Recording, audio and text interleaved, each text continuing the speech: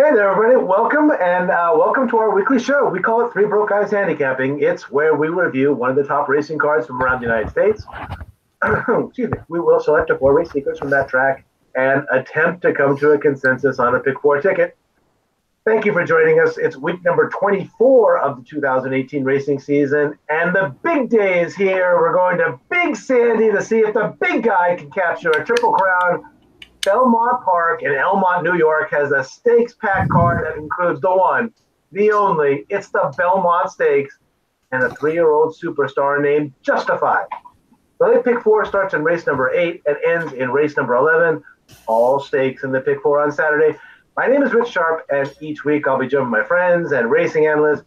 Folks, it's our East Coast handicapper, and, well, for the moment, he's in Staten Island, New York.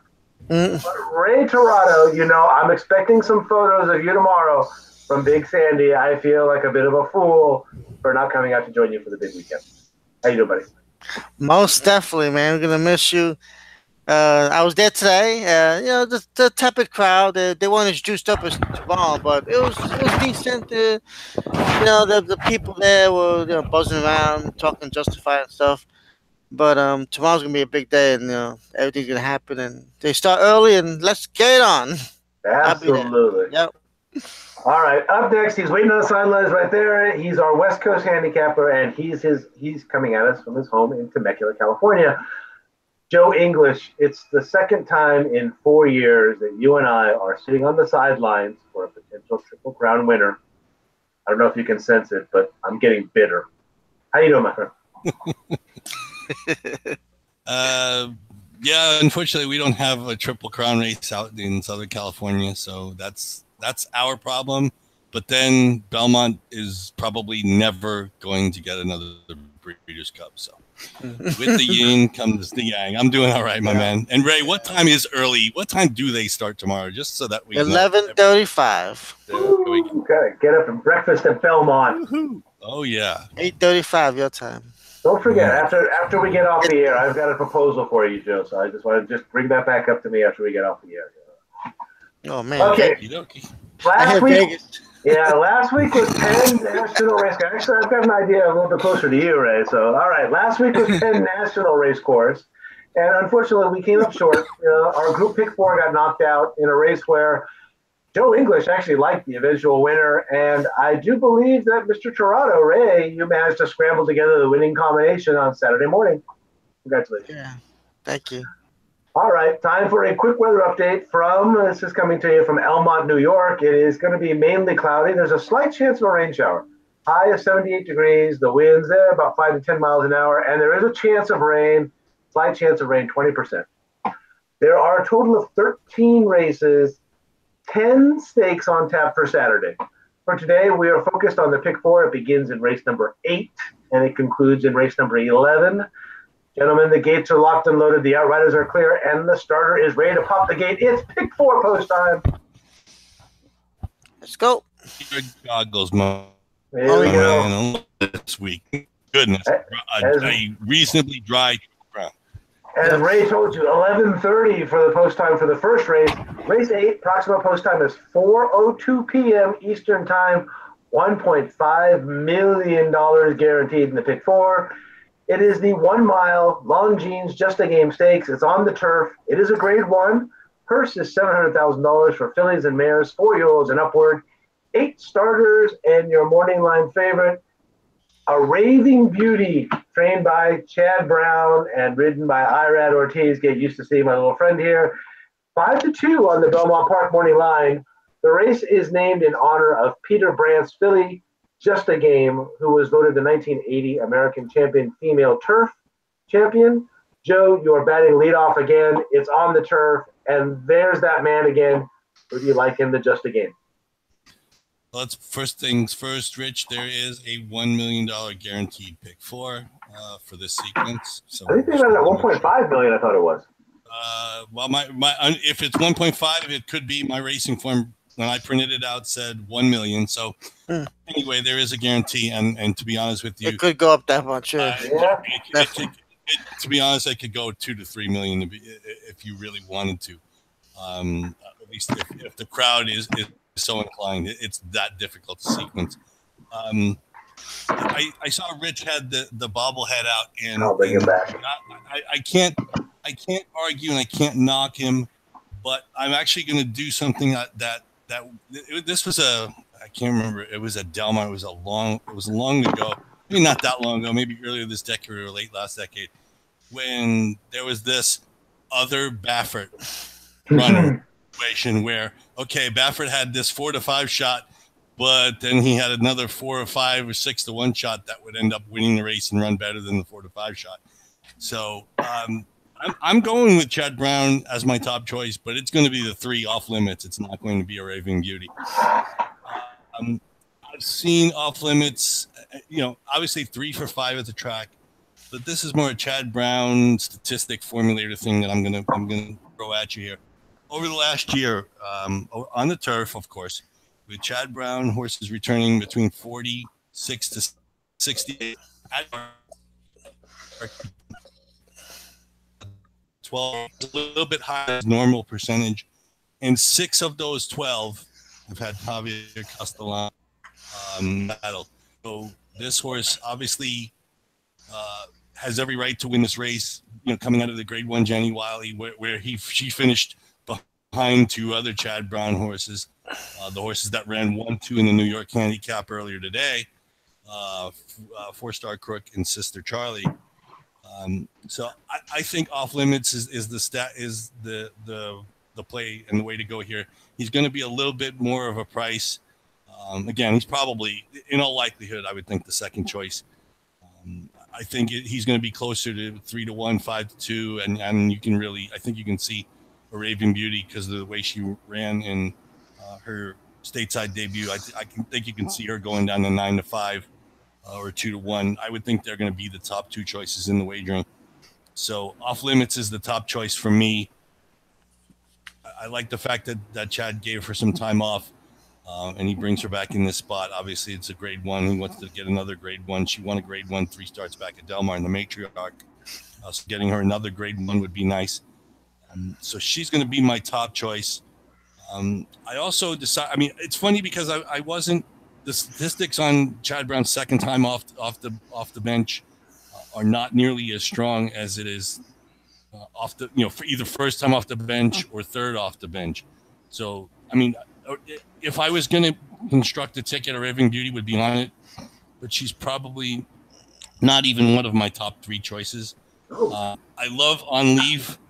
I think this is probably her best chance to get a Grade 1. I shouldn't say I love, because I picked somebody else as my top choice, so that's a bad choice of words on my part. But On Leave's 4 or 5 at Belmont Park. If there's a chance she's going to get the Grade 1, I think this is the best chance. But what I do want to caution everybody is, if you weren't paying attention to the races earlier today, Manny Franco had an incident in the finale, and apparently he's got some soreness. One of his wrists is hurting, but I don't think there has been an update on his status for tomorrow's races. So, like it or not, if you like anybody with Manny Franco aboard, check Twitter, check social media, figure it out. If he's actually going to be on. I don't think it's going to make that much of a difference. I think On Leave is a really good horse, regardless. And I think they can probably find a replacement rider. I'm wondering if there's some guy named Mike Smith is still available in the room. I don't think he's on anybody in this race. So I don't think if you wanted to put Mike Smith up, I don't think you'd have a problem with that either. To me, this is more Shug McGahee third off the layoff special. One of the things he does well. Again, the horse is 4 for 5. Been missing really closely in the Honey Fox at Gulfstream by a half length, in the Distaff Turf Mile at Churchill by a half length. Last time out she had the lead but just couldn't hold on. Again, she's going to get a Gardens. She should get a really nice trip, saving ground all the way around the track. And, if she can find a way to get through either inside or outside the speed, I think she's got a real good chance to run well. And hopefully maybe today's the day she gets the Grade 1. So she'll be on my ticket. And the other horse I really kind of like, and this is one of Rich's angles, that's the 6, Cambodia, who was in really good form back at Delmar in 2017, finished third behind Wahida. in the filly and mare turf. At Delmar, ran a decent fourth as a favorite behind Off Limits in the Matriarch two back. But again, that race is the race before the layoff. The horse returned to run what I would say is not so great grade one against, again, Sister Charlie and 4-Star Crook and behind Off Limits in the Jenny Wiley. But the angle I think Rich usually likes to use, and Rich can correct me if I'm wrong, the horse went to the sidelines because of something that happened in the race prior. The first race out is okay, let's give her a race. She probably needs it. And it's not like she ran horribly in a grade one. She was 6 to 11, and she was beaten less than 5 lengths for all the money anyway. So it's not like if she returns to the form that she had at Delmar last year, that she can't compete here. And I'll take I like the Drayden Van Dyke Tom Proctor combination. They've been good in the past. And to take her at 10 to 1 in a field of this size, again, it's a good quality field. Don't get me wrong, but I would rather take her at 10 to 1 than, and I don't want to set, a Raven Beauty is not, to me, a proven quantity at this level yet. Not saying she can't win, because Chad Brown has done obviously better things with great horses before. So to me, it's 4 horses here. Like I said, I kind of like a little bit of a price more than anything else. Off Limits would be my top choice, but I would use the 1 and the 6 as my other A picks. And because I want to get to the last leg, I would probably also put a Raven Beauty on my ticket, but she'd be more of a saver play for me because, well, I just, again, I want to see that she can do it. And again, I'm not saying she can't do it. I want to see that she can do it against this type of competition second time around. Again, it's not one of Chad. Not that his statistics are. The statistics are just pedestrian for him. Anybody else would be, 23% second time off the layoff. They'd be jumping up and down. For Chad Brown, it's like 23% is like, okay. I mean, I guess I'll have to be able to live with 23%. So I'm going to take I'm going to put the short price aside. Again, she'd be on my ticket more as a saver. But I'd go with the 3 Off Limits, the 1 on leave, and the 6 Cambodia as my main choices in the Just the Game, right? So kick it off. I know you may go Keno machine here, so go far away. Like I texted you before, I said I can't believe we don't like at least 6 out of these 7 horses. 7 out of 8. You said 7 out of 8. Yeah, 7 out of 8. Because man, it's a tough race. But we're on the same page, Joe. I'm also on the 3 Off Limits. Grade 1 winner of the Matriarch at the mile. I like to see that. This horse, she wins 7 out of 19. There you go, Keno. There you go. But this could be a race factor. We might wind up singling because we all like the 3, right? Definitely Belmont 4 out of 7. The 3 out of 5 in the Belmont, the 4 out of 7 in the mile distance. Castellano, Chad Brown, 4 winners today, so we saw that live. And together they're 33% of 30 starts. This horse has a good middle foot to keep close, and this horse can quicken up in the mid race, and she'll be in good position. And Castellano, will have a good shot, 2 or 3 wide unless she goes to the rail. But either way, this horse will be in contention, and in this type of race with all the speed coming back after a mile, I did see that the turf course did run a little bit speed favoring. Some poses did win, but that's just when the pace just broke down because of too fast of a pace. But it was good to be on the inside, and on this the turf course is very hard and dry and fast times. So 3 Off Limits for me. I do like number 1 on leave also, Joe. Pick up Manny Franco. Hopefully he'll be okay tomorrow. I wanted to go out to a track to see how he was doing, but I would have probably been arrested and taken out with security. But I was concerned at the top of the stretch, and I saw the ambulance, but he got up and he seemed to be okay. So we wish him well. I know you had him on your pick 3, Rich. Yeah, and I'm sorry when he went. I'm sorry when he went down. I said, "Oh shit, Rich lost 1 horse." Yeah. But he still had the 8, but it made a good run anyway. But third race off the layoff on leave. Belmont record's pretty good, 4 out of 5. This horse can save ground and good position. That's the place to be. So uh, she should have also a good run. And 14 out of 16 in the money for lifetime. So this horse, is usually in the race. I do like 5 Proctor's Ledge.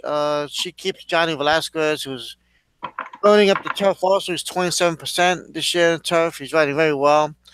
And she won the stake race in Churchill the last time, going the same distance. So that was good to see. And there should be enough speed here for her to run into. And she she could get close. And this is a rider's race, really is. So she's in good form, and it's a tough race. And I do like your comment about the 6, Joe. Um, that horse with Cambodia. Mhm. What I like about Cambodia a little bit also, more for B pick, but still, look like will be on my ticket, is that she does go back to Drain Van Dyke, and they seem to click. Leperoux didn't really click with her, and first race off that layoff with Leperoux, she didn't run too well. I think she's gonna like, jockey horse combination. Really, sometimes I like to see that, and it really is important to me that they click, and these two do click. So at 10-1, she should have a good run also, and well, that's it. I go 3-1-5, and 6-7. Like we're gonna play all of them. So Rich, tough race. But we do like the 3, so if we want to single the 3, we can just put our balls down and go deep in other races, right? We're not singling the 3. Okay. Oh, well, we all do like the 3, Well, so Yeah, we all like this. I will tell you that we all like we this. like the 3 on top. Another county heard from. Yeah, this is one of the few times you'll see that from me is that I actually have multiple check marks, and there's actually a race that's going to come up here. Okay, 3, yeah. You're going to see 3 check marks that come up actually in a few minutes here with that. Not That's in a this race, consensus. but I stuck with my own strategy. I did not split my Chad Browns here. Obviously, I will head to all without. The 3 is my top pick. So even though there's a check mark here, as you're going to see, the check mark is on a Raving Beauty as well. But this is Chad Brown, Javier Castellano. I don't even want to go into that. I mean, that's just overwhelming. The two of them together. Exactly what Ray brought up today. Chad Brown's on fire. On top of everything, not only is the guy a good trainer, not only does he get really good stock and have the best jockeys in the country, but on top of that, he's hot. Okay, it's like when you see Aaron Judge on a hitting streak. It just doesn't seem right or fair. So this horse here, off limits, a closing type, as you see there, won the matriarch back at Del Mar out here in California. Comes off of that, goes to Tampa within a length and a half of the lead. And then again, off the 2 other Chad Brown horses. So this was your Chad Brown trifecta back at Keeneland in the Jenny Wiley, no less, to show you how much this man owns the turf, literally as if he has a lease, his own on the turf. At Keeneland, his horse finishes 1, 2, 3 in the Jenny Wiley Grade 1. So here's the 3rd horse from that race. I wasn't about to go against him, so I liked off limits. But because the dog doesn't actually talk to me, it just kind of sits there on the turf and stares at me and things like that. Doesn't tell me which horse is the better horse like that. I don't know which Chad Brown is the better horse. This was the European import that came over. It's got our Rad Ortiz. You guys have heard me nonstop talk about the Ortiz brothers. Probably a bigger fan of Jose, which means that they're like 1, 2, 3 in my jockey ratings. That's how much I really have become a fondness of the Ortiz brothers. Irad's not going to make any mistakes here. He's got a top European import that's coming over on the turf that just happened to win when he got here first time on turf. And I was hoping, but Joe already stole my thunder on this one, but I was hoping that I was going to have like a little bit of a sleeper pick in here and be able to bring up Cambodia. Cambodia is a sneaky East Coast horse, so there's some dirty West Coast form on there. But the horse did exactly what the horse was supposed to do when he got to the West Coast. Cambodia won. She won there in the John Mabie when she came out here. She cleaned their clocks and came back in the Breeders' Cup Philly Mare Turf. And as Joe already alluded to, Waheda is the race that knocks her out, just losing by a length and 3/4. So within 2 lengths of the lead in the Breeders' Cup, for God's sake. Comes out of that in the matriarch, gets beat by off limits, so we've already gotten our ticket. And then again, Joe brings it up.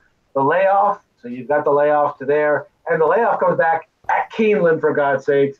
in a race that's just full of Chad Brown horses. So if there is one horse in here that I think could have a chance of beating the Chad Brown horses, I'm going to throw Cambodia in my lot as well. So I've got the 3, the 7, and the 6.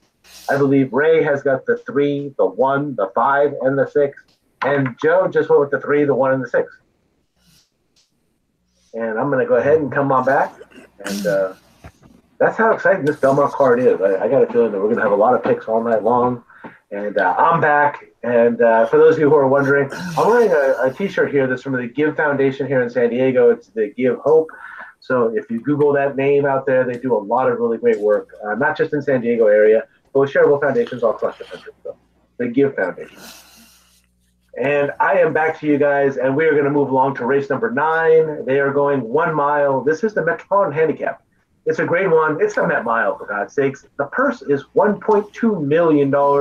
It's a handicap for 3-year-olds and upward. 11 starters and the morning line favorite. He's in post number 1. Mind your biscuits. Guess who he's trained by? Chad Summers and ridden by Joel Rosario. They are 5-2 on the Belmont Park morning line. All right. The Met Mile was first run in 1891 at Morris Park Racetrack. Prior to 1897, it was run at a distance of 1 mile and an eighth. In 1904, its location was moved to Belmont Park. The Met Mile is one of the most prestigious American races outside of the Triple Crown and the Breeders' Cup, of course. It is known as a stallion making race, as the distance of a mile often displays the winner's brilliance, referring to an exceptional turn of foot. Speaking of brilliance and an exceptional turn of foot, Ray, you were out first in the Met Mile. All right. This is another tough race. It really was. Yeah, I mean, there's some horses here that's sprinting out, stretching from the sprint. I'm gonna go out a little bit on a limb. I mean, he's a little. The second choice, number 2, Bolt the Oro. He gets a break in the weight as 3-year-old. There's really no place for him right now. I mean, they don't want to empty his tank out in the Belmont. He's not ready for it. We got to pick a race for him. He's been close to all his races. It's a good horse. He's obviously his figures have been good, justified. And even the Derby, he ran for a mile, he faded. He's just facing some stretching out sprinters here. I couldn't see any horse here from the sprinters that I believe want to go a mile. And, he has done it. He ran a few races last year, mile 16th. His time in the Derby was pretty good, too. Chasing Justify, he went a mile and 8. So I'm just going, just by the mile distance, that he's going to have a shot here to do well. He's on the inside. I'm very curious about the jockey selection of Florian Giroux. I'm curious to see how he's going to ride him. Probably kind of closer pace and try and make a first run. Try and hold off these closing sprinters. I put him on top. I do like the Florida horses too. I like Good Samaritan, number 5. He's getting a break here, coming back in distance. I don't think he wanted the classic distances. He did beat weaker, going longer. He did take the dirt pretty well when he won the Jim Dandy, and we were all shocked about that. I said that before. He gets Jose. The one reason why I'm picking him, he gets Jose Ortiz, who's like lights out. He just picks up a horse and he'll make him run. Billy Mott, sees that, and they're doing well together, 30%. But he's got some strong workouts on a train track. You don't see 48 at a train track. That's like 46 on other tracks, like a Belmont or even Santa Anita. That track is very heavy, and the 48 one breezing, and 48, the other workout. Those are good workouts, and I think he's just running. He's trying to get him to go a little, more speed here to be in the race because he's always laid back. And as you can see, where I see the Breeders' Cup turf, on a different surface, but I'm saying about the distance. He came flying at that mile, so he had a lot of energy. They did go 33-1, and he came within, a length and a half from Oscar Performance, who's a great grass horse. So I think he might be good for this distance, and I wanted to take a 10-1 on him. Really am. Number 1, Minor Biscuits. He's one of those closing sprinters, like I was saying, stretching out to a mile. He did race the mile in a cigar back in November, but he ran into Sharp Azteca, who just happens to be there, and all he saw was his backside. And he came in second. He was clear second, a clear second. He comes back from Dubai, and that kind of worries me a little bit. But you remember what Foster did, so we have to take that into consideration. The horse couldn't come back from there and do well. So, if he can get the mile, close, he get the rail, and he'll get a good trip too. So he'll be in the race. And I gotta go with number 10 also, B Jersey. I mean, this horse has speed, and you gotta respect the speed because he may go out there and may not stop. So he'll be on my ticket. He's 4 for 9. He's winning 3 in a row, but this is his acid test. But with that speed, you never know. He could go number 4 or 5, and they're just gonna catch him. Tomorrow they're gonna probably soup up the track a little bit on the inside to try and help justify a little bit. And they do this on big days. A lot of tracks do this, and just pat down that track and make it hard. And speed does well in those days, so I gotta respect that. And B Jersey should be out there winging it. So I'll go 2, 5, 1, and 10. Joe, what do you think about the Met Mile? It's not Memorial Day. No, and it's funny because we were talking before the show. I kind of wonder maybe they should put. Maybe this would be one of the races they put on Friday. Yeah, because to make the crowd. Yeah. To make the crowd, because apparently there was no buzz and there wasn't a lot of interest today. Yeah, it wasn't. Because Mr. Tirado happened to be there. So maybe this would be maybe this is an idea to move back to Friday. Maybe it could be a standalone grade 1 with the other grade 2s, and maybe there'd be some interest in. Maybe there's some more buzz about it. Imagine Belmont double. That'd be awesome. Yeah, and here's the other thing, Ray. The reason I don't know if you know the reason that Corey Nakatani, who was Bolt Doro's regular rider, is not on is because he can't make 114. Yeah. So that's the reason why. Whether Florent Giroux, I don't think there's any problem with Florent Giroux riding the horse. Right. Yeah, but it was just that Corey couldn't make 114. I mean, I can't. So obviously they wouldn't be able to take advantage of the weight break if Corey was on. Oh, okay. So that's part of the reason why. The other thing I wanted to add was, Ray, would it be ironic that B Jersey wins the Metropolitan Mile? I mean, hello? Is there something wrong with this picture? Or I don't know. Maybe it's just me. That's the inverted nameplay, right?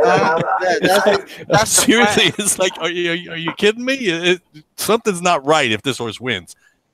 That said, the horse will be on my ticket because as Ray mentioned, the horse seems to have what looks to be a very strong pace advantage. There really isn't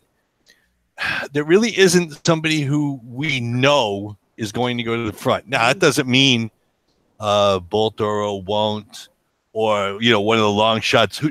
Discreet Lover. Who knows if that? I mean, maybe Lucas decides to send with Warriors Club. Wayne Lucas has done crazier things than that. The horse will be on the ticket. Only, like I said, I don't know that he belongs in this class. But because of the tactical advantage, you almost have no choice but to use him. And it's funny, Rich was scrolling past One Liner. Maybe One Liner is the other. Maybe it takes a long shot to go and say, okay, we're gonna take this horse to. And the funny thing is, I don't want to use Rabbit because you really can't use Rabbit because if you look at the entries. Todd Pletcher only has one horse in here, and it's One Liner. So he's not sacrificing it for anybody else unless, and again, it's something maybe we need to check, is if there's an ownership issue. Part of the reason that Audible is not running in the Belmont Stakes. And you know what? It's funny. It's on my same page of the racing form. Good Samaritan, number 5, owned by Windstar, China Horse Club, One Liner, same situation. So Ray, maybe you were on to something with Good Samaritan earlier. Yeah. Nice. Because Yeah. Jersey that's out, maybe this is part of it. So it's funny. It's a new angle, and it's something I, like I said, just discovering, trying to figure out. This. I even learned while we're doing the show, which is beautiful. I can't argue with anything that's this good for me, and it actually keeps me sharp and interested. Anyway, that being said, I don't have a problem with Mind Your Biscuits, and I kind of like. I think he would probably be my top choice in the race. And Ray mentioned it earlier. It's not like he lost the cigar mile to some schmuck. This was Sharp Azteca, who is as good around one turn as anything we've seen in the last few years. And I would include Frosted's win in the Met Mile. He's just dynamite around one turn. And that day he blew. I mean, look at the figure he earned. He earned a 107 Brisnet speed figure. He earned a 107 Beyer speed figure, and he got beat by over 5 lengths that day. He was 2 3/4 lengths clear of another horse who Ray actually picked on this show to win last year's Derby, Practical Joke, who we know is a pretty damn good one-turn horse himself. Yeah. And it's funny because Good Samaritan picked up Jose Ortiz. That's because Jose Ortiz got them out because Joel Rosario decided to stay with Mind Your Biscuits in this race. The only reason, because Good Samaritan was formerly ridden by Rosario. So I can't say. I mean, I'm never on big days like this. The fields are so good; it's hard to play favorites. Again, he's my narrow top choice. I would definitely use the 10 B Jersey. And again, if there's a pace meltdown, and it seems as if I don't want to say meltdown, but it seems as if maybe One Liner is going to be the horse from the front and Good Samaritan from the back. Maybe there's another horse from the back that might win. And he seems to always draw outside, and he seems to always get close and never get there. But Awesome Slew, to me, at some point is going to beat a field like this. He seems to get so close. I mean, second in the Forego, Grade 1, third in the Dirt Mile, second in the Carter, third in the Churchill Downs. He always seems to get close. Maybe this is his day. I'm not 100% sure. I don't even know that I like the 6-1 price. I think I would be much more enthusiastic if he was closer to 10-1. But he's just so consistent. His figures. It's funny if you go down his last. Let me see if I count out his last. I think it's 10 by. Yeah, last 10 Beyer speed figures. 102, 102, 102, 100, 98, 99, 98, 99, 101, 102, 98. Mm-hmm. They're always in the same ballpark. He always runs that same race. And the speed figures for the horses in this field are not that much different than what he's been running. If he can improve just a little bit, and Mind Your Biscuits is not himself, maybe today's his day. 6-1's not a bad price. I think he should probably float up a little bit. But I have to like him a little bit. And, getting Johnny V on his home court is never really a bad thing. And I'm going to also use I'm going to do pull Rich here. I can't do a Rich imitation, but Ransom the Moon is the California invader. And as we saw today, some of the California horses run on this stuff. Some of the California horses don't. He's the best, obviously the only horse from California who made the trip. Phil D'Amato, Flavian Pratt, we know him from out here on the West Coast. Ran second behind Dancing Candy in the San Carlos at 7 furlongs. Again, he's another horse who can be close to the pace and show some kick at the end. He won the Kona Gold at 6.5 from off the pace. So he's not somebody who couldn't take advantage of a speed duel if it developed. And yes, I know he lost to Bobby Abu Dhabi, who kind of disappointed today. I get it. Yeah, he was his day. Again, see, it's funny because he's 10-1. I'm willing to take a chance on him as well. The price really is dictating that to me. Phil D'Amato wouldn't. He doesn't ship a lot of horses cross country, and generally they don't necessarily perform all that well when they do. But if he's 10-1. And my guess is, based on what happened to Bobby Abu Dhabi today, he might drift up to closer to 15-1. given his record, Mhm. I think I could take 15-1 and be happy with it, even if, as long as he's somewhat in the race. And, based on all those early fractions out west, he should be at least in the race at some point. So, again, like Ray said, very difficult race. But I would go 4 deep here. I would go 1, 11, 10, and 8 in that order in the Met Mile, which, again, like I said, I almost wish this race was on Friday, which would have made things a lot more interesting, I think, today. So 110, 111, 10, 8 in the Met Mile, and obviously we're going to go pretty deep in this leg, I would think. So, Rich, I will hand it off to you. What do you think of this race? Well, the two horses that I had the same as the two of you, I've got the 5. As you can see, there's multiple check marks on this page. I've got the 5, and I also have the 10. I missed the name play here on the 10, but Steve Asmus and Ricardo Santana was irresistible to me, and the horse does seem like he's got the pace advantage here. So I did like the 10 as well. Although, ironically enough, Joe, you're right. I can see all the Jersey Shore guys just standing on the winning circle screaming after a horse named Pete Jersey. The one horse that I added that I did not hear anybody add here like that, and this was actually one of our favorites from last year. So as a 3-year-old, McCracken kind of put his name out there on the Derby horizon. He came back off a layoff, so he was off from October, came back last in May. We saw him on Derby Day. So these are the horses these were the races that led right into the stakes races. And in reality, if you see that Dazzling Gem is back there, this really was more like a little stakes race. It's a $100,000 planning race. And so I threw McCracken in there as well, just hoping that he gets some pace to run into. I think the horse is exceptional with Brian Hernandez and Wilkes. And so I went 4. I like the 5 a lot. I like the horse ART's William Mott entry here. I like the 4 and the 5. And then again, as I mentioned right at the very beginning there, I thought the 10 with that pace advantage at least merits some consideration. I did not use my California horse. Me and Ray had a little bit of a text exchange. We talked about pick 4 about my California horses out there on that damn Belmont dirt. So I went 4, 5, 10. Ray went 2, 5, 1, 10. And Joe went 10, 1, 11, 8. And I'm on my way back. Okay. I had a feeling these were going to be some contentious races moving into the Belmont. Yeah. And we are going to move along to race number 10. They are going 1.25 miles on the inner turf. This is the Woodford Reserve Manhattan Stakes. It's a grade 1. The purse is $1 million.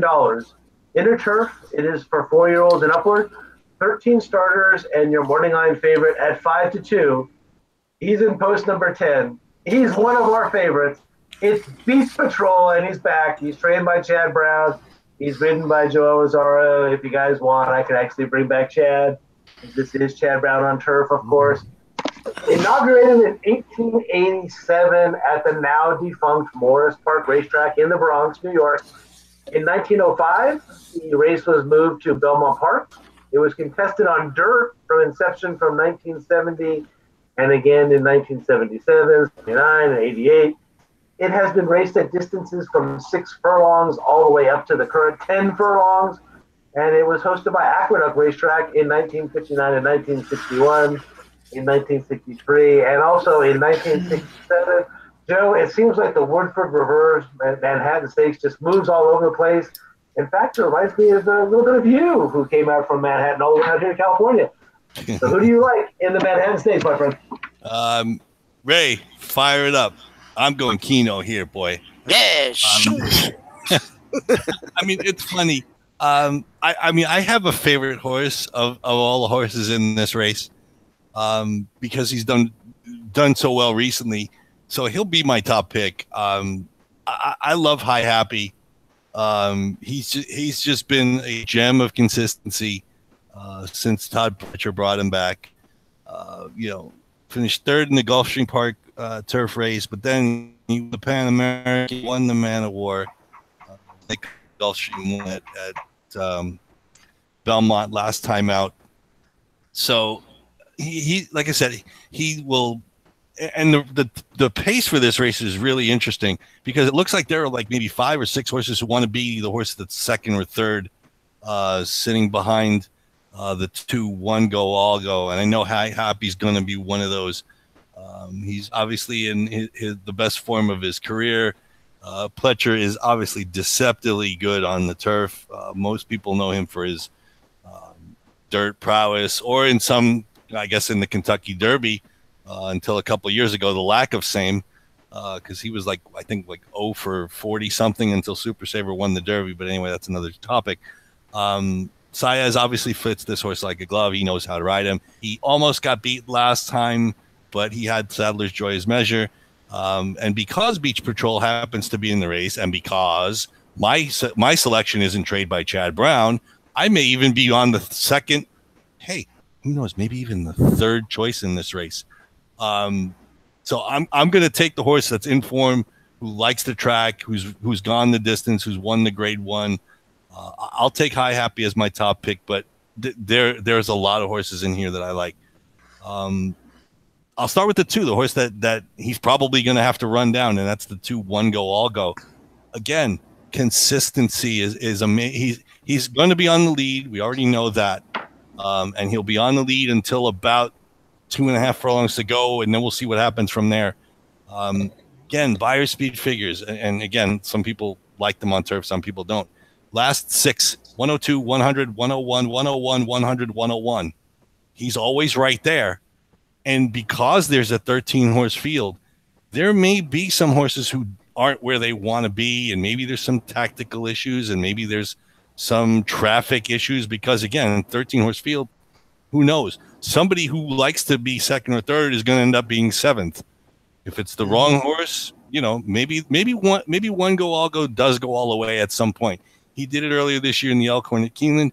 He's eligible to do it again on Saturday.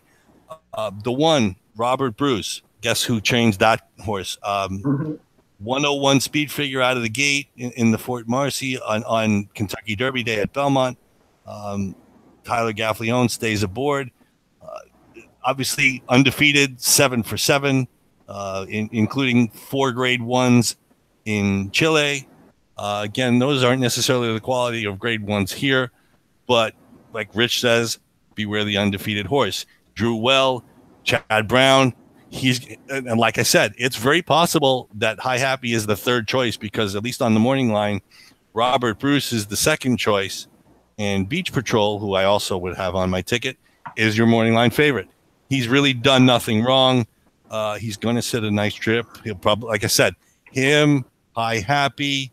There are a couple others in here that will probably want to sit second. Hello, Don Julio, maybe, in that possibility. Spring Quality, the 13 for Graham Motion. There may be a number of horses who want that spot. Beach Patrol drew outside of all of them, and generally because they run slow early, the first turn is not really a concern. He could probably re-widen. It's not that big a deal. Joel Rosario stays aboard. Obviously, again, second. He won the Arlington Million, won the Turf Classic, second in the Breeders' Cup Turf. Returned in the yielding horse to run second behind Yoshida. Again, Chad Brown, especially because his horses are on fire, they're going to take money. You have to include them on your ticket. So that's 4 of my 6. The other 2 are a little longer prices. The 8 Sadler's Joy almost got to High Happy last time out in the Man of War. It seems as if he likes Belmont Park. And again, the funny part about Sadler's Joy, and I wanted to bring this up, is that amazingly, I looked at the PPs and I said, Javier Castellano, that's interesting. Where's Julian Leperoux? And I looked and I looked and I looked and I said, okay, he's not on any horse in this race, but he is in New York. He's riding a horse earlier in the day. So I'm kind of wondering, did something happen that Javier Castellano gets up and Julian Leperoux doesn't? Again, I'm not sure about it. Again, Castellano's not a bad substitute. I'm just wondering what exactly happened there. And again, Sadler's Joy will be on my ticket. He's going to be, 8 to 1. He's going to be he's definitely going to be he'll be the fourth or fifth choice in this field. And if there is some kind of pace meltdown, somebody else does go along with one go all go, he may be a horse who can come from the back and mow them all down. We've seen him do it before at Gulfstream. And I'm going to throw in a really long shot as my last choice, and that's the 9 Channel Maker. And the guys have already talked about it, and it's the old Belmont. And guess who's up? Jose Ortiz. And the horse ran third in the Kilrow at losing a grade 1 by a length. Lost the Hollywood Derby, another grade 1 by a length. So the horse is not like it. He's not competitive at all. I'm going to give him a pass on the yielding turf course last time out. It's possible that he just didn't necessarily like it. I also see the comment, and I wanted to get a chance to look at the race, but I haven't been able to. I see it says steady upper and late. So maybe if there was some traffic issues, and again, I will take a look at this race later. Maybe there's it's not just the soft turf, maybe a trip issue. And if I can get Belmont Jose Ortiz on 20-1 in a grade 1 on Belmont Day, I think I'm going to include that horse. So for me, unfortunately, it's 6 deep. It's 1, 2, 3, 8, 10, and the 9 would be my sleeper at 20-1 again. If Jose Ortiz is on fire, as he usually is, I would say this time of year, but it's pretty much every time of year. I can't throw him out on a 20-1 shot. So 6 deep for me. I don't know if Ray needs the Keno machine, but if you do, Ray, go ahead and fire it up again. So those are my picks, and unfortunately, I usually like to come up with an opinion. This race was just really difficult. How would you like to be alive to pick 4 and just picking Ortiz for the last leg today? He won 7-1. Okay, so that shows you. Yeah, I was mad at myself too. Not that I would be alive, but I'm saying he won the last 7-1, so that was a savior. Anyway, yeah, this race is crazy. It's another wild. Bitch. Excuse my French. It's another bleep. To be hot, you got it. But yeah. Well, my top choice here has to be. I'm gonna go a little different here. I do like Beach Pro, of course, like on the screen. I'm gonna go with number 1, Robert Bruce. For me, I mean, he's 7 for 7. This is another acid test for him. How good he is. Chat about import from Chile. He ran pretty good. He should move forward here. He had a nice win off the layoff. Let's see. Let's see if he can, bring the goods here. Like you said, like we've always says, undefeated, never lost, or never tasted that, that defeat. And he's been working out well too on the turf course with the dogs up. So that's good. Breezing 101, and he might be this year's turf star. Well, we shall see. You can't discredit number 10 Beach Patrol. Same schedule last year. Churchill Turf second. Manhattan. Let's see if another year. Maybe hopefully it doesn't take anything out of him. He's got the good tactical speed, which is very important in these races.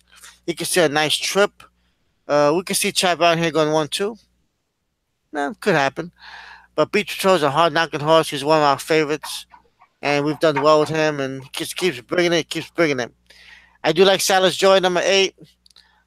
This may not be his best distance, but he gets Castellano, who had him last year in the Bowling Green. And as you can see, he moved a little quicker with him. Leproux, no disrespect, but he's a little conservative. And maybe that's what he needs. So, to get him back in the race sooner, be in contention, and, to make that push down the stretch. So, maybe this is a move to try and get him home. Because we have horses like High Happy and other speed who are going to get a jump on them. And so, Salas Joy 8-1 with Castellano, that's a good deal. And then, so I'm going to go 110-8. I do like the High Happy, like you mentioned.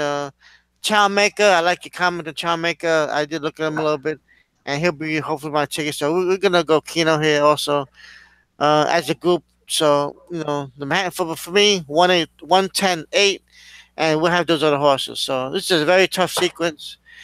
Man, this is it. Hey, Rich, before you go any further, can you do me? Before we move on to the next race, I want to see the prime power figures at the end. I want to see the back page. I don't think I've ever seen a horse like fifth in the prime power with like 170 something. It's just stupid. Yeah, it's 180. Holy smoke! I mean, it's just stupid. This is like a heavyweight match. I mean, 150, and you're usually 10 points clear. 150 in this race, you're not even in the top 5. Look at that. Also, man. These are some heavyweights. Ridiculous. Anyway, go ahead, Rich. I'm sorry. It's the heavyweight division. All right, Rich. I agree, and part of the reason it made it such a difficult race. I'm not going to split my Chad Browns. I didn't split them earlier. I'm not going to split them here. I am going to go with what I think of as the longer of the two, and it breaks my heart to do this. I like Robert Bruce here. I think he actually fits almost like a three broke guy's angle. He's coming from a grade 3 up to the grade 1. It's Chad Brown. It's Tyler Gaffleone, who's very well my favorite rider. And of course, the horse has never done anything wrong. Unfortunately, I don't have anything different than what you've heard here before. I've got the 1, the 3, the 8, and the 10. I will let anybody who's watching for the first time know if you guys hear us kind of like sound like we're profusely, gushing over Beast Patrol. Well, this show started just a little over 3 years ago. February of 2015, Ray and Joe and I decided to go ahead and hang out on Friday nights together, and we decided to share our opinions with everybody out there on YouTube Live. And so that's why this show comes to you. You guys see it each week for people who liked it. And on that very first show back in February of 2015, it wasn't even a stakes race. It was some kind of an optional claiming non-winner of 1 races at Santa Anita. The horse wasn't even racing for Chad Brown. He raced for Chad Brown or for Phil D'Amato at the time, and it was Beach Patrol. And he was there, and he won that race. And I think he's had a very special place in the heart of all 3 of the broke guys since that time. And as a result, he ended up on my ticket as well. So I've got the 1 on there. I've got the 3 on there. High Happy hasn't done anything wrong since he came back from his layoff. He certainly looks like this distance strikes him right between the eyes. I fully expect probably he to be the winner. He's got Luis Saez aboard. And I thought that Sadler's Joy as an outside chance, if you're looking for a little bit of a price in this race, certainly deserve respect. He's got Javier Castellano aboard. Thomas Salvatroni can certainly train. Despite the fact that Julian Lepera decided that I guess he's got something better to do in the jockey's room that day, or that Thomas Albertrani wanted to try somebody different. I thought the Sadler's Joy was worth a play here as well. So I went 1, 3, 8, 10. I think Ray went 1, 10, 8. And Joe went 3, 2, 1, 10, 8, 9 in honor of Ray. Go ahead and come on back to you guys. No, the race was just a bitch. Ray had nothing to do with it. Put together a keynote ticket for his friend Torado because it's Belmont Day and it's in New York. Had nothing to do with it. It was just probably one of the most difficult turf races I've ever handicapped, to be honest with you. What the wages? It is really, really difficult. It's tough. All right, here we go. The reason we all get together, it's the end of the Triple Crown. As much as I'm excited and happy to see it, it's a big racing day. There's a little part of me that gets depressed each year now that we do this together because it's the end of the Triple Crown. But they're going a mile and a half. It's the Belmont Stakes. It's presented by Naira Bets. Grade 1, purse is $1.5 million. It's for 3-year-olds only. 10 starters, and your morning line favorite starts from post number 1. It's Justify, trained by Bob Baffert, written by Mike Smith. He's 4 to 5 on the Belmont Park morning line. The first Belmont Stakes was held at Jerome Racetrack in the Bronx. It was built in 1866 by stock market speculator Leonard Jerome. It was financed by August Belmont Belmont Sr., for whom the race is named. The first race in 1867 saw the filly, and her name was Ruthless, and she was the one who won that first race. Following year, it was run by General Duke, and the race continued to be held at Jerome Park until 1890, when it was moved to the nearby facility at Morris Park Racecourse. The first winner of the Triple Crown was Sir Barton in 1919, and that was even before the series was recognized as such. In 1920, the Belmont was won by the great Man of War, and he won it by 20 lengths. setting a new stakes and American record.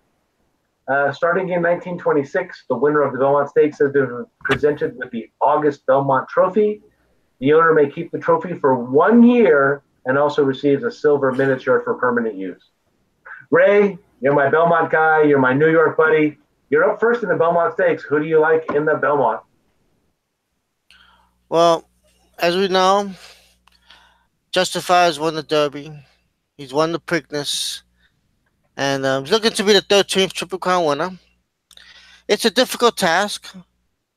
7 weeks, going a mile and a quarter, mile and 3/16, mile and a half. Negotiating these distances in such a short period of time. Um, it's tough. But I'm a little disappointed in the field, and I'm gonna tell you why. Where's Good Magic? Where's Audible? Where's Baltimore? I guess these horses have other, and it's just the racing throughout the year has got so good purses and other races, and they get beat one time and they disappear. Where's the rivalries?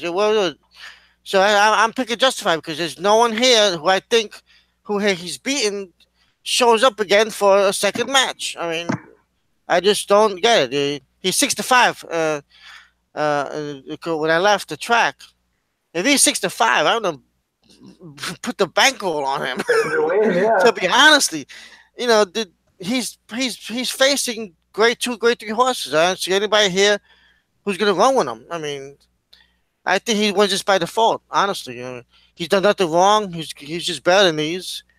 Like I said, they all left the trail. The other horses, they get beaten and they disappear. Let's go fight another $1 million race. It's not what he's supposed to be. He's supposed to, battle, come back, and fight. And maybe something else, maybe ownership problem, different things. But I'm picking him on top, Justify. If there's any horses that if if he gets the schedule has tired him out, if he can't make the mile and a half, that could be his doing, and there'll be a slew of horses coming down the stretch just to pass him. I got a couple of them, that I want to just mention. Number 8, Vino Rosso. He's a grinder. He's the type to do well in this race. He passed some horses in the Derby. He had a wide trip, but 20 horses, that's a rodeo. Forgive him for that. He did win the Wood, more of a grinding style, and that type of race that he did win. Michael Poli's from New York, so I know they want to crank him up to win this race. Number 9, Noble Indy, he's 30-1. He could sit right behind Justify. And if anything, if it isn't Justify's day, he may get first jump on the field. And in this race, that's very important. Because usually the winner of the 8th pole, if you're in front of the 8th pole, you're going to win. You're gonna. I've seen it a lot of times. And he's a talented horse. He gets some good figures. He never runs a bad race except the Derby. And, what could happen there? Slop, the trip, and, the different jockey. But he gets Castellano, so at 30-1, I'm really willing to take a shot. We've seen some bombs win this race. So, it's a good race. For Justify to be in it, he's got the pace advantage. He can set his own trip. If they want to pressure him, maybe Mike Swift might take him back a little bit. You never know. But I think Mike Swift is going to gun him to the lead, and he might open up 3 or 4 or 5 and just say, "Come get me, come get me." So let's see how it goes. Justify for me. We're mentioned for Vino Rosso and number 9, Noble Indy. Joe? We can go in. We can discuss why Good Magic and everybody else is going. Yeah. Let's do one thing. Let's give Wayne Lucas a little credit. Bravazzo has shown up for all 3. Okay. He didn't get beat badly in the Derby. Damn near got real close last time to Justify in the Preakness. So at least Wayne Lucas, and of course it would take an old school guy like Wayne Lucas. Yeah. You remember horses like Mr. Z. He runs. Yeah, he knows. If they're ready, he's going. He's not going to be shy about it. So let's give him a little credit. Yeah, I give him credit. And again, like you said, Ray, the fact that there's there's the swaps, there's the Pennsylvania Derby, there's the Haskell, there's the Travers, there's plenty of $1 million races that they can win down the road. If they're not ready, and I'm not going to argue with Chad Brown. If Good Magic's not ready and he's not he's just Justify was just better than him, I'm not going to argue with him keeping him in the barn. He's got to keep his owners and clients happy. And I saw on Twitter today that the Haskell is his next goal. Honestly, if Justify wins tomorrow, does he run again? I mean, maybe it's possible, but he won't have to prove in anything, and he will have run 6 races in 5 months, or is it 5 races in 6 months? Something crazy like that over the first part of the year. It's wild. So I agree with you. I agree with what you said, Ray. If there's anything that's going to get him, I think it's the schedule more than anything else. The fact that he's run so many races in such a condensed period of time for this generation. Obviously, years ago, this would have been nothing. But I'm actually going a little off the reservation, and if anybody wants, if you have a sound effect, Rich, and you want to play booze or you want to boo me, that's fine. I'm going to go off the reservation, and I'm going to take the 7. I'm going to take tenfold to bring the upset. If you look back at his PPs, he was highly regarded early. Won an ominous one, and in the Arkansas Derby, did not run poorly. He got beat obviously by Magnum Moon, who again, where is Magnum Moon, right? If you're talking about horses who got beaten, he's one of the horses that you could say, okay, where's Magnum Moon? But again, $1 million races are plenty in abundance down the road. But he didn't run badly in the Arkansas Derby, and regardless of what the reasons were, he was getting to Justify late, as was Bravazzo. I just think this is the horse. Curlin obviously lost the Belmont to Rags to Riches by a nose. I think this is a horse who can, out of a Tappet mare. I think the 12 furlongs, and again, nobody's really bred to run 12 furlongs, at least not in this country. But if there's anybody, Curlin's a sire who can get a horse. I'm gonna think that he's got a little bit of a shot. Again, was not disgraced in the Arkansas Derby. Ran really well in the Preakness, and Asmussen is another guy who I don't think would be running in this spot if he didn't think his horse was ready. He's obviously run 4 races in a little bit in the same time span. And it's funny because if I look, I'm going to look at the PPs now.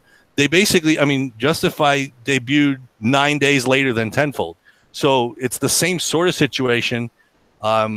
Justify is obviously going to have somewhat of a pace advantage. And I agree with you, Ray. I think Mike Smith's just going to go. I don't think he's going to go fast. He's just going to send. I don't think it makes any difference. He doesn't need the lead, but I don't think he wants to get caught in behind somebody to a point where, there's a horse, he's on the rail, there's a horse in front of him, and there's a horse outside of him that he's going to have to work his way out of a possible jam. Again, not that he couldn't do it. And again, if he's fresh enough and fit enough, that hole is going to, because again, not really a lot of horses are bred to run 12 furlongs. Like I said, definitely not here. Again, I'm not going to say that Justify ran. I don't know whether Justify ran a better race last time out than he did in the Derby. Everybody on Twitter was abuzz about that. They're saying, "Oh yeah, no, he's not the same horse." Or, "Oh yeah, no, the pace was faster in the Derby." Whatever the case, he's undefeated, and he's the horse that you have to beat. Like I said, I'm going to take the up and comer, and again, I'm going to take that Steve Asmussen is not going to run this horse back if he doesn't think he's got a chance to do it. And he won the Belmont 2 years ago. He broke my heart with Creator. I'm trying to remember the name of the horse now that I had. The horse that Creator beat. Pletcher horse. I had both of them. Started with an L. I can't remember the horse's name. Anyway, broke my heart. Had him. Oh no, it was Destin. Now that I think about it, Destin. He got beat at 11-1, and he broke my heart. And he's obviously he's been able to win the Belmont. He did it with Creator, and I'm gonna say you can boo me and send me nasty texts, make comments on YouTube or Facebook or wherever you want. It's a horse race. It's a horse race. And the other thing, and one more thing I'll add before American Pharaoh, how many times did it happen? Was it 12? If I remember correct, it was 12 times that we were in this position So I'm gonna say that it's not gonna be. It's gonna be the unlucky 13, not the lucky 13. It's gonna be a 13 either way. Either he's gonna be the 13th horse that between Secretariat and now, what was not Secretariat, between Affirmed and now to lose the Triple Crown, or he's going to be the 13th winner of the Triple Crown. So it's going to be one or the other. I'm going with the price. I'll take. Do you know what tenfold was, Ray, when you left the track, or were you not paying attention to? No, I wasn't paying attention. What the odds were? Okay. I don't think you're going to get 12 to 1 on him. I think he's going to be probably closer to 6, maybe 8. But I would still take that, and I'd probably bet him to win. And Ray, Justify's not going off at 6 to 5. Even you are betting tickets for us as souvenirs that are not going to get cashed. I know. You're right. Everybody in the crowd is going to have at least $2 on Justify that they're never going to cash. There's no way he's going off at 6. That's true. So I'll take tenfold. I'll take that and figure that maybe I'll get a little value because everybody's betting $2 on Justify. I'll take tenfold in the Belmont. So boo me, send me nasty comments, whatever you need to do. Rich? Well, and just in case anybody wants to boo Joe or send in nasty comments, I've presented Joe English's Twitter handle right there. So go ahead and get that personally. Beautiful. Absolutely. Bring it on. Send it, baby. This is horse racing, right? We see them get beat. Yeah, I don't really handicap this race for you. I just brought the bobblehead doll so that everybody can see it for us. I should have had him up initially. I don't think anybody in this particular field is at Justify's quality. There were a couple of horses that probably were at Justify's quality, and they were named Good Magic and or Audible, depending on who you are. There was somebody who was on this show that was really on Audible this year. And he finally ate his words as well. And has just jumped on the Justify bandwagon. So I saw American Pharaoh a couple of years ago. Me and Ray were having this discussion a little bit earlier today about California horses on that damn Belmont dirt. But these horses like Justify that are this big, they're literally the definition of a monster and things like that. He's not going to have any problems with the Belmont dirt. I don't see him having any problems with the 1.5 mile distance. I don't see anybody like Good Magic doing what they did to him in the Preakness, where they decided to commit suicide and go after him and put themselves at the back of the Superfecta.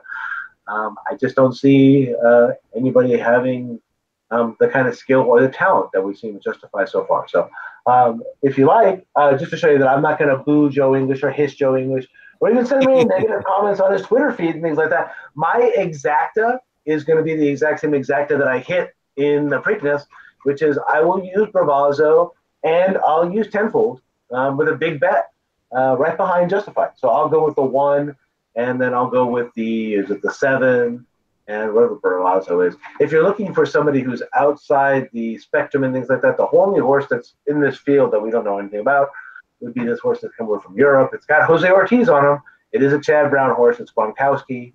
But I don't see that as being any competition for the winning place here in the Belmont Stakes. So my top horse, I singled here.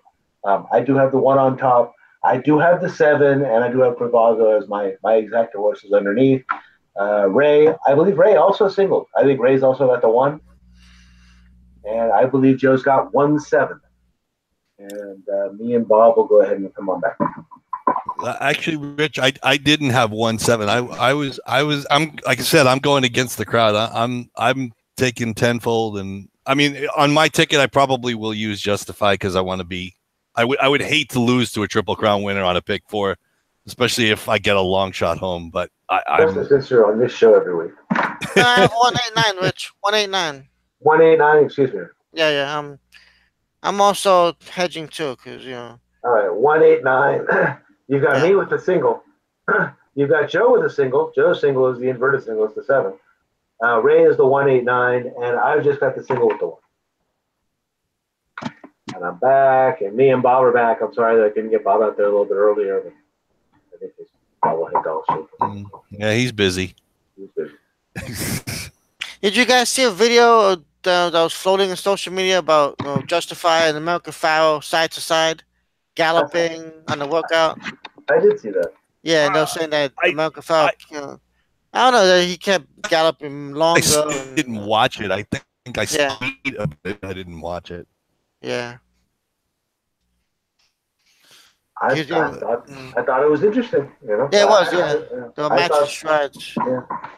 I thought that American Pharaoh was one of the most athletic horses I've ever seen in my life. So I thought that was kind of While Rich is getting our ticket, I guess I will take and I will ask Ray, because I know he's going to the track tomorrow, and I will ask him, Ray, is there anybody in any of the undercard races that you would recommend to the peeps out there? Hold on, let me get my phone. The other races. Well, let me just put it while Rich is doing it. I'll just make a comment. The Jaipur, thank God, is a small field because that race is also difficult. But man, the Woody Stevens, holy crap! if you were playing a Big Five and Woody Stevens is like one of the Big Five, and also they were giving out the program. There's the program, you guys. There it is. Today's program for tomorrow. Hang on, man. Let me bring the program back up there. Oh, here's the program. Here's the program. Nice. Yeah. I see Secretariat. Who else is on that thing? We got Malcolm Farrell. Okay. Xiao Slu. Oh yeah, remember the bridle? And Affirmed, yeah. See? Okay. Yeah. Nice, huh? Last 4 Triple Crown winners. Okay. Secretariat in front. Anyway, go ahead, Ray. If you have anything you liked earlier on the card in the early pick 5, late pick 5, or basically the way Stevens. Got a good race on race number 2, the Easy Goer. That's an interesting race for 3-year-olds. You got Mask. He's running. He did run well on the Pat Day Mile, but he's 5-2. Very disappointing. Yeah, he disappointed us. Very disappointing. Let's see. We got the Ogden Phipps. Good race number 3. It's a grade 1. We got Pacific Wind running. American Gal. American Gal ran today. Okay, so she didn't she finished 5th of 5 in the race today. The race that Lewis Bay won. The Acorn. We got Mama Gal. Yeah, she's 4 to 5, but watch out for Calendar Road. That's a good matchup. She should come in and race pretty good. Second race of a layoff. She won the British Cup Juvenile, so that'd be a good match. That'd be a good race. Those two. Then we got the Brooklyn, 1.5 miles. All the horses. The Opportunity looks pretty good. Heart Study for Paul Pompa Jr. Wish them luck tomorrow. He's been running very well this year. He's 2 for 2. He's 7 for 12 lifetime. So he's 5 to 2. You got Outplay, Pletcher. War Story's been chasing monsters. He should be a good good one. He's been chasing the best of the best. Gun runner. Yeah. Right? Arrogate. Moving for a second to Arrogate. Then we get the Jaipur. Last year, the world record was set in the Jaipur, 105.3 by Disco Partner, and he's running tomorrow. I see. So let's see if he could come close to that time. Well, somebody.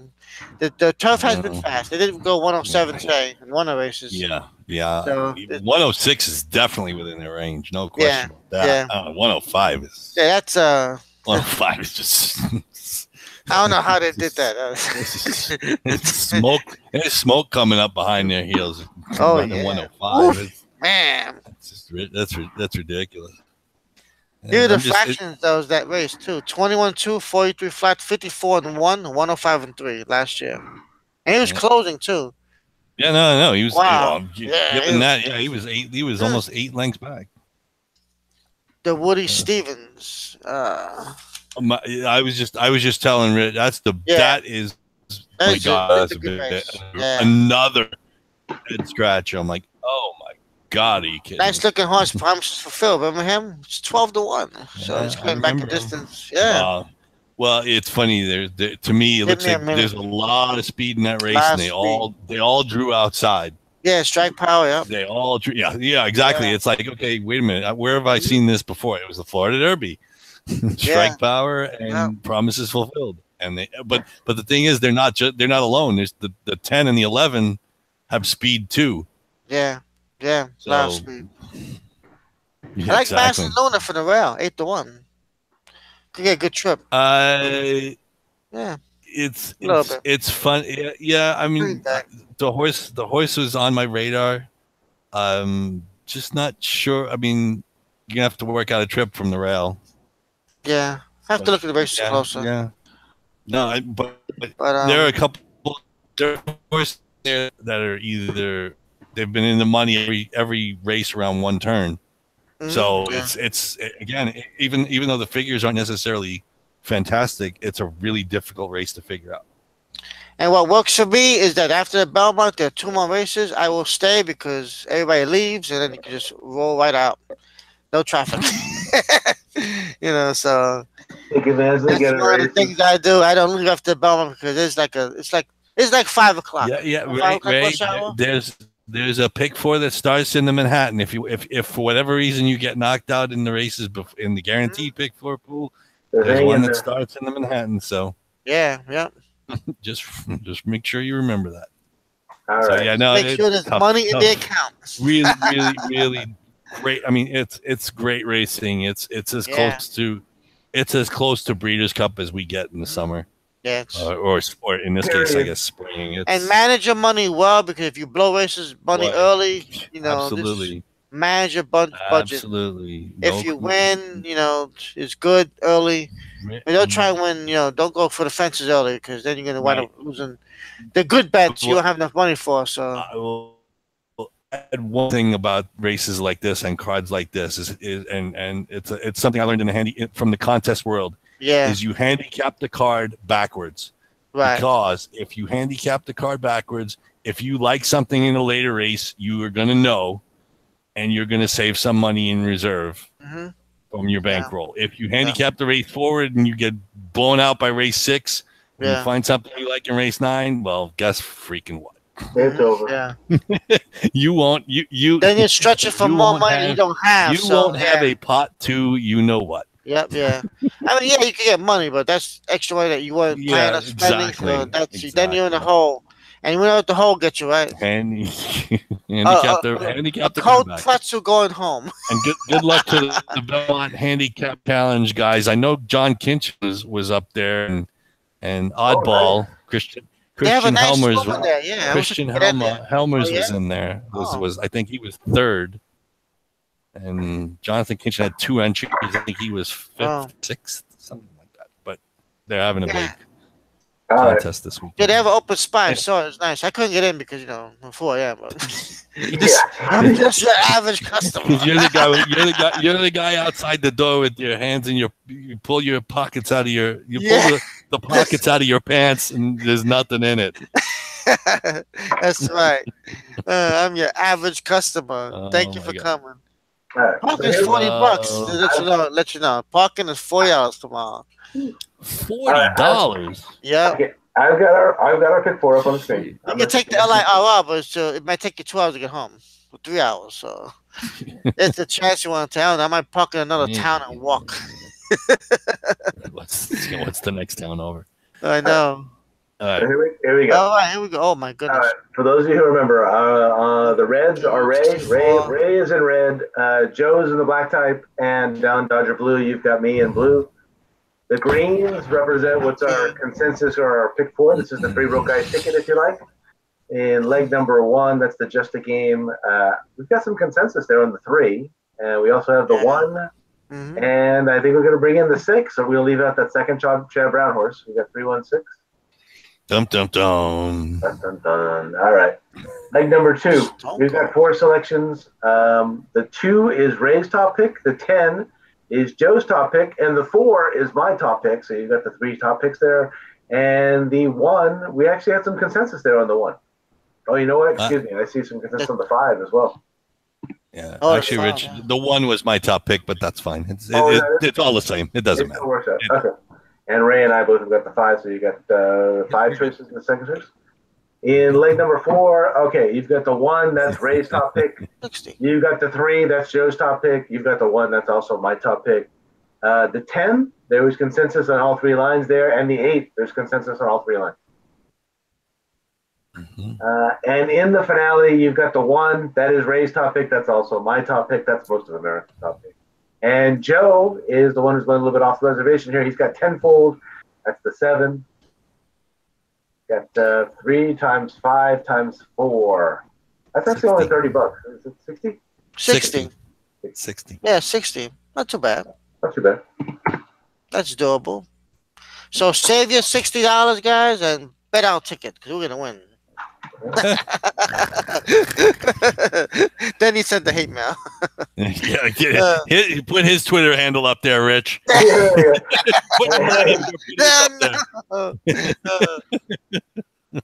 Good point. There we go. If you get knocked out, we get the pick 3, get the double.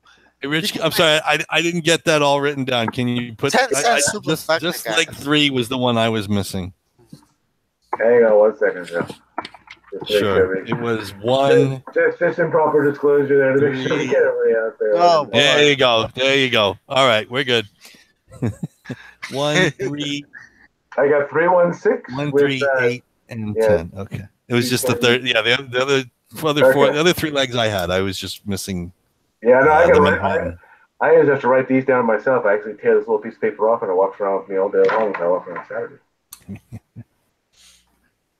All right, Sorry, so we went a little long. Yeah, we've got 316 with 210, 415 with 1310 with 17, and as Joe pointed out there, just like the Belmont Stakes, we went a little long. All right. Well, I am back to you. And for those of you watching, and for those of you who hung in there with us for a little bit extra time tonight, we really appreciate that. And if you enjoyed the show, well, we're going to be back next week because that's what the 3 broke guys do. We'll get together and we're going to take a look at another exciting card. Once again, I don't exactly know which card that's going to be because after the Belmont Stakes, we go into a little bit of a mental food state. All right, gentlemen, that's all the time we have for tonight. It is always a pleasure to handicap with the 2 of you. always a pleasure. Enjoy It's fun, always. And I learn, and I learn, and I learn. We learn and we learn. For Joe English and Ray Torado, I'm Rich Sharp. Thank you for watching 3 Broke Guys Handicapping. Good luck and good night. Bonus nachos. Well, it's not just.